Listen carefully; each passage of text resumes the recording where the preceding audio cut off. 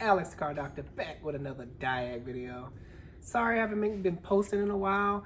Me and the wife had COVID. I don't know if you guys know, but my wife is the camera lady. Hey y'all, I'm back. I'm back stronger than ever. Can't keep the doc down. Yeah. I don't know if y'all guys had COVID before, but man, I don't wish that on my worst enemy. But I think I had it. I didn't go to get tested or nothing for it, but We had all the symptoms. yeah, it so, seemed that way. Yeah. But anywho, today's patient, I have a '03 Subaru Forester. The customer complaint was it keeps running hot. She had a hose replaced. I guess I'm assuming the hose busted, and I'm assuming she ran it hot. These engines. Quick background on my history, my mechanical history. I used to work at a Subaru dealership for a couple of years, so I know these things like the back of my hand. They are all aluminum blocked. Aluminum does not hold up good to heat. It will blow a head gasket really quick. So even if she ran it hot just for maybe under a mile, or it was completely gone. But I'm gonna do the test today because you can't assume nothing. You just have to do the proper test so you'll know what you're working with. Also, I'm gonna clean this corrosion up for her. This is not good. If you guys are seeing any green stuff or white ashy stuff around your battery like that, clean that up. What happens when batteries, they emit fumes or leak acid, and that's what you see. The acid is attacking the metal battery terminals. So if you continue to let that happen, you will have some no starting issues. So I like to use this product called battery acid neutralizer. It does a great job. And also put some grease, like dielectric grease, over the battery terminals that are protected. But back to it, I'm gonna do the proper test. I'm gonna check the oil first, make sure it's not milky or anything funny. As you can see, oil looks great. A little bit of milkiness right there. I don't know, let me look at it again. Maybe I'm tripping. Yeah, I think I'm tripping. All right, so oil looks good. Just giving the overall engine a good look over before I start it up. All right, I'm about to start it up and proceed with the test.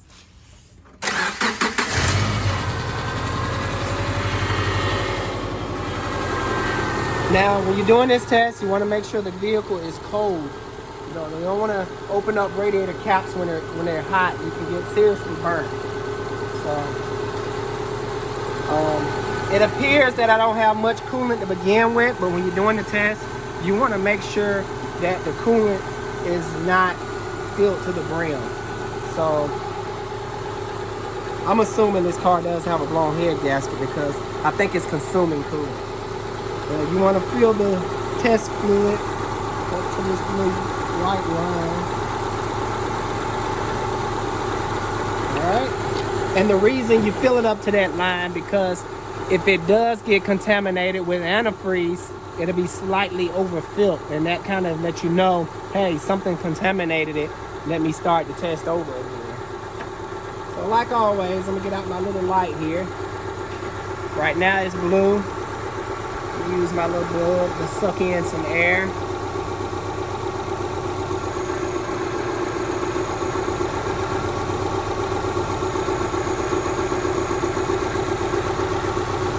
Yeah, it has turned. That was pretty quick. I'm gonna shut it down. It's yellow. If your block test fluid is yellow, drink more water, fellow. I think that's how it go. No, not really. But if it's yellow, you have a blown head gasket. Like I said, I worked at the dealership for quite a while at Subaru, so I do know them like the back of my hand.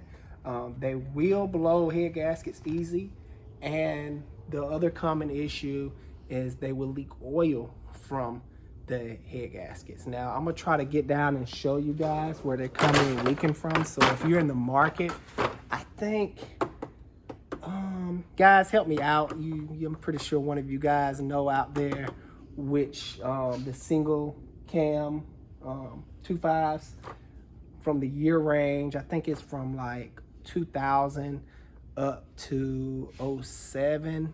They kept this engine design where they all had the head gasket issues. Someone write down in the comments of what year range, because I can't really think off the top of my head right now, and I don't feel like looking it up. Y'all always do a good job of helping me out. But I'm gonna show you, if you are in the market of buying one of these vehicles, I'm going to show you where to check for oil around the head gasket to common issues. So I'm gonna get down here and I'm gonna have my wife pass me the camera. And let's see. All right.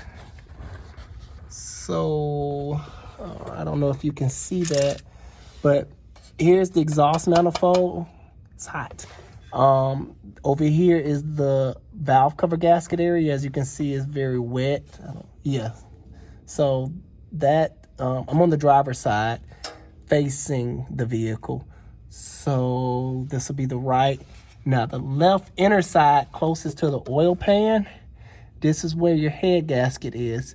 Now on vehicles where it's leaking oil, you will see like little dirt buildup, or it'll sort of look like this. Let's see if I point at it. Yeah, it'll look like that, but over here it's a little bit of head gasket leakage back there. Let me see. Yeah, that may be coming from the valve cover. But all right, enough of that.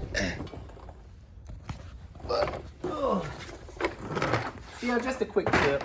But this vehicle, I'm gonna recommend a head gasket job. I think she already assumed what was going on, so she kind of already know. I think I've already kind of given her a quote in the ballpark. Alex, the car doctor, out. If you have any questions pertaining to this video, write down in the comments. If you want to see something, particular job, write down in the comments. I see what I can do. Alex, the car doctor, out. I love you guys. Y'all be safe out there and stay healthy.